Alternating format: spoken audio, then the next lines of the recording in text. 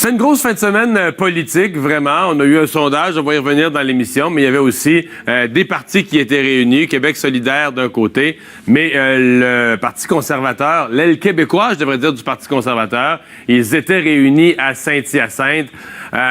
C'est la question qu'on vous pose sur notre page Facebook. Est-ce que vous la recevez, cette offre, cette main tendue des conservateurs? Le cahier de résolution était assez québécois. Remarquez là, que c'était l'aile québécoise du parti. Après ça, il faut prendre ça pour faire adopter ça dans un congrès général du parti avec les gens de toutes les provinces, de tout le Canada. Mais oui, le cahier des résolutions assez québécois. Le chef qui a passé un message aux Québécois. Des nouveaux adhérents aussi qui sont arrivés là. L'ancien chef du Bloc québécois, Michel Gauthier. Le maire de Trois-Rivières, Yves Lévesque, qui était sur place. Donc, on vous demande sur notre page Facebook comment vous recevez cette ouverture des conservateurs. Peut-être que vous avez déjà voté conservateur dans les dernières années. Il y en avait d'un sondage à l'autre, 15-20 %.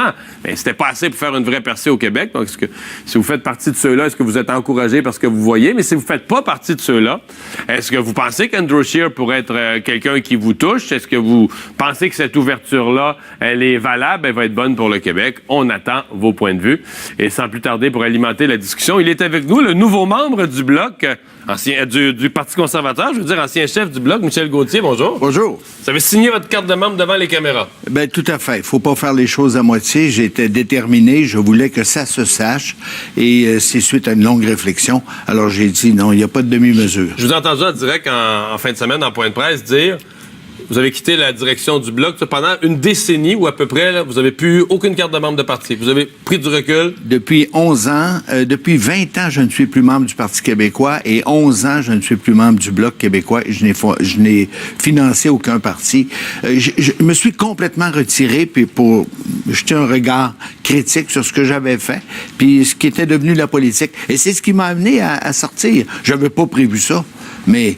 Bon. Je me suis dit, il faut que je fasse. Parlons-en de la démarche. Là. Pour les gens qui regardent ça, un ancien du Bloc québécois qui devient membre du Parti conservateur du Canada. Puis pour les gens, il y a encore un côté mystérieux. Puis je pense que le public ne connaît pas beaucoup Andrew Scheer. Ils disent, Michel Gauthier qui signe sa carte de membre, qu'est-ce qu'il a vu? Qu'est-ce qui se passe? Qu'est-ce qui se passe? Ouais.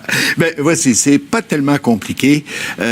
J'ai constaté que l'appui à la souveraineté avait baissé considérablement depuis le dernier référendum. De 50, on est passé autour de 32, 34, 35. Les jeunes qui étaient spontanément souverainistes quand ils commençaient à voter, maintenant, il faut aller les chercher. Ils sont mondialistes, ils sont toutes sortes de choses. Ils sont très ouverts, mais ils sont pas nécessairement souverainistes.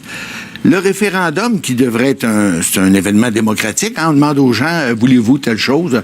Le référendum est devenu une arme politique dans les mains de M. Couillard, notamment, pour que les gens évitent de voter pour le Parti québécois. C'est devenu... Parce que les gens en veulent plus. Il y en a eu deux, puis... Ben voilà. C'est ça? C'est exactement ma conclusion. Mais dans tout ça, qu'est-ce qui nous amène aux conservateurs? Ben voilà. À un moment donné, tu es au fédéral, tu payes tes impôts, ils prennent des décisions importantes pour toi, tes enfants et tes petits-enfants. Tu regardes ça, tu dis, est-ce que je vais laisser les choses aller de cette façon-là? Pour moi, le Bloc, c'est fini. Ça aurait dû finir, d'ailleurs, depuis longtemps. Je l'avais déjà dit à Gilles Duceppe, on avait une divergence d'opinion là-dessus. Je pensais sincèrement qu'il fallait faire un choix parmi les partis existants. À mon avis, il y avait le Parti libéral et le Parti conservateur qui étaient susceptibles de diriger le gouvernement.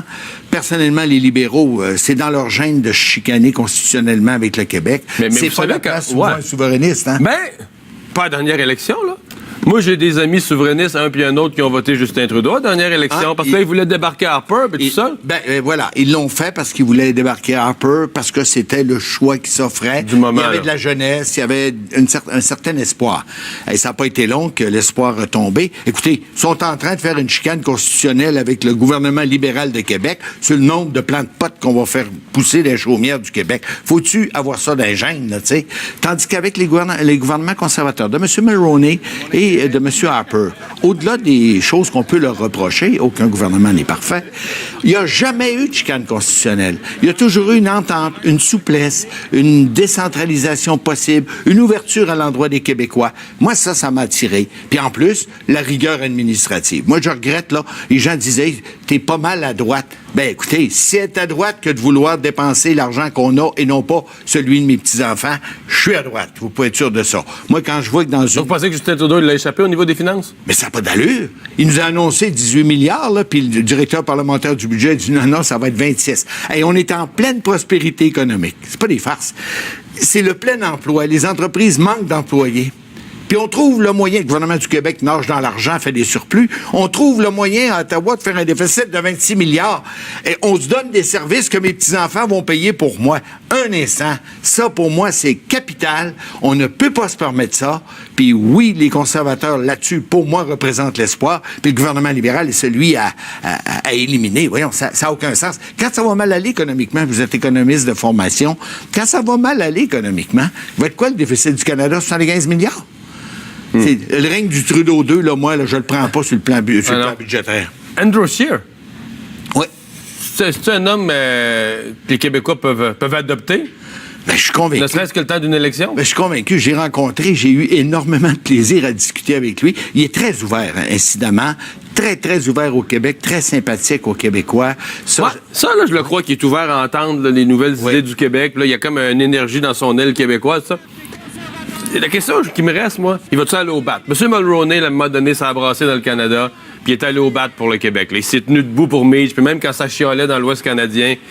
Scheer, s'il fait un deal avec les Québécois, là, puis garde au Québec, il va se tenir debout dans le reste du Canada, puis il va dire c'est ça, puis c'est tout, puis moi j'ai promis au Québec, puis on est sûr de ça? Ben, c'est pour ça que je vais travailler fort qu'on ait une équipe forte. Il faut que le Québec soit une partie prenante, solide et forte de l'équipe conservatrice. Vous savez, quand on a 3 députés autour de la table du Conseil des ministres... C'est sûr que c'est moins fort. Ben là, ça tire ce que ça peut tirer. S'il y en a suffisamment, comme M. Mulroney avait un soutien au Québec extraordinaire... Et des personnages forts, là. Puis il y avait des personnages forts, oui. Lucien Bouchard, Monique Vézina, Benoît Bouchard, oui, Marcel Masse, il y en avait, là. Tout à fait. Moi, j'ai voté pour eux autres. D'ailleurs, aux 2 élections, j'ai voté pour M. Mulroney, que je considère être le plus grand premier ministre que le Canada a connu depuis 50 ans. Ça, c'est clair dans ma tête. Je me gêne pas pour le dire. Et je souhaite que M. Scheer nous apporte aussi cette détermination à se battre pour le Québec. On la sent, on la voit. Puis les gens, je les fais rire un peu en fin de semaine. J'ai dit, M. Scheer, les gens vous disent, c'est Stephen Harper avec un sourire. Mais j'ai dit, vous devriez être honoré de ça. La rigueur et la détermination de Stephen Harper et l'empathie et l'ouverture de Brian Mulroney chez un seul homme. C'est formidable. C'est vous que ça nous prend, monsieur. Il a dit, mais ça, là. C'est une bonne ligne. Il a eu l'air à me trouver drôle, en tout cas. Vous êtes un homme originaire de Saguenay-Lac-Saint-Jean. Tout à fait, oui. La prochaine élection partielle, il va se jouer une joute. C'est là, Chicoutimi-Le-Fjord. M. Martel, l'ancien entraîneur de hockey des Saguenayens qui est candidat conservateur. Il faut que les conservateurs gagnent. Là. À un moment donné, c'est une chose de dire on est ouvert au Québec, on placote, on parle, on fait des congrès. À un moment donné, il faut que tu arrives dans un comté, puis bang, tu gagnes. Ça réveille le public. Là. Ça, le monde va se dire, ben, tabarouette, les conservateurs, c'est sérieux? Moi, je suis très optimiste. Je connais ma région. Hein. J'ai été élu 7 fois. Là. Jamais connu la défaite en politique. Fait que vous pensez qu'il va gagner? Moi, je pense je pense qu'il va gagner. Puis je vous dirais une affaire. Moi, s'ils me font venir, là, regardez-moi bien aller, je vous jure que je vais travailler de façon extrêmement déterminée parce que je sais que les gens de Chicoutimi vont être sensibles aux arguments. Ils vont être sensibles ils sont sensibles déjà à ce que je dis. J'écoutais Mme Élise Gauthier du Bloc hier, elle disait... Ouais, la dernière fois qu'ils ont voté dans votre région l'élection partielle plus haut au Lac-Saint-Jean, dans le coin de Dolbeau, ils ont voté libéral. Justin Trudeau, c'était une victoire historique. Les libéraux gagnent au Lac-Saint-Jean. Regardez, là. Il y a un ça fait un an, là. Il y a un contexte. Voilà. Puis en politique, 1 an, c'est une éternité. Vous nous dites vous-même que 2 mois, c'est une éternité. Ouais. 1 an, là, c'est loin. Moi, je vous dis, on a une nouvelle équipe, un nouveau chef. Puis je pense que ça va former un nouveau gouvernement. Il y a un nouveau programme. Et je suis de ceux qui vont aller, si on m'invite, aller dire à mes amis du Saguenay-Lac-Saint-Jean, voilà, on doit appuyer le gouvernement de M. Scheer parce que c'est ce qui nous servira le mieux au Parlement fédéral. Puis on n'a pas le droit de se détourner du Parlement fédéral. Je sais que dans votre démarche, je vous ai entendu en fin de semaine dire que c'est positif, c'est vers les conservateurs, je veux pas chiquer de la guenille sur le Bloc, mais je vous ai avec moi, vous êtes un ancien chef du Bloc, il faut qu'on en parle une minute quand même de ce qui se passe avec Mme Ouellette, du nouveau groupe de 7 qui appartient à un nouveau parti ou qui va partir Québec debout. Ça va où tout ça, là? Ouais, d'abord, moi, je suis triste, je suis déçu, je suis peiné de ce qui se passe et ça a contribué à ce que je fasse ma sortie plus rapidement que je n'aurais pu le faire autrement. C'est quoi qu'il aurait dû fermer la shop, tout fermer ça Écoutez, moi, j'avais une divergence d'opinion avec Gilles Duceppe là-dessus, c'est sur ce seul point-là. En quelle année, mettons? Ça? 2005. Moi, j'avais dit à Gilles Duceppe à l'élection 2005-2006, Gilles, je rive d'une campagne électorale, on devrait s'organiser pour trouver le moyen de finir honorablement simplement le mandat qu'on est venu faire, qui, à mon avis, est fini. Gilles, t'as pas Vous auriez fermé ça, le bloc. Oui, à mon avis, Gilles a étiré, c'est sa seule erreur.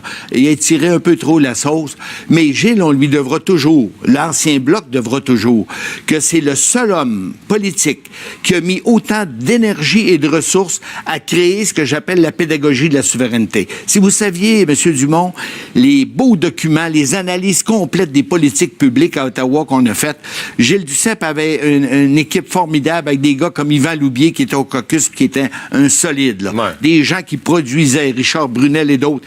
Ils ont produit des textes extraordinaires. Et si le PQ avait été capable, au lieu de regarder avec condescendance le matériel qui venait d'Ottawa, de se saisir de cela et de faire la pédagogie de la souveraineté, peut-être bien qu'on ne serait pas à 32 d'un sondage. Donc, ça, c'est fini, c'est réglé. Gilles Duceppe, il a fait sa job, puis le Bloc a fait son temps.